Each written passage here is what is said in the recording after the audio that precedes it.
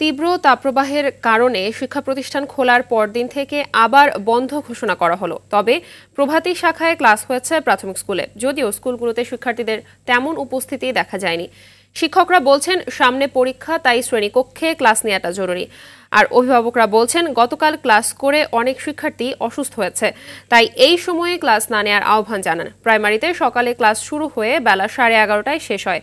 এদিকে তীব্র তাপপ্রবাহের কারণে আজ থেকে ঢাকা, চুয়াডাঙ্গা, যশোর, খুলনা ও রাজশাহী জেলার সব মাধ্যমিক স্কুল, কলেজ, মাদ্রাসা ও কারিগরি শিক্ষা প্রতিষ্ঠান বন্ধ থাকবে। রোববার এক বিজ্ঞপ্তিতে জানানো হয়, স্বাস্থ্য মন্ত্রণালয় ও আবহাওয়া অধিদপ্তরের সঙ্গে পরামর্শ নিয়ে এ সিদ্ধান্ত নিয়েছে শিক্ষা মন্ত্রণালয়। তবে যেসব শিক্ষা প্রতিষ্ঠানে শীততাপ নিয়ন্ত্রণ ব্যবস্থা আছে, সেসব প্রতিষ্ঠান চাইলে খোলা রাখতে পারবে। 1, 2, 3 ঢাকায় জমি জিতে নিন 100% ক্যাশব্যাক সহ 20 কোটি টাকার পুরস্কার।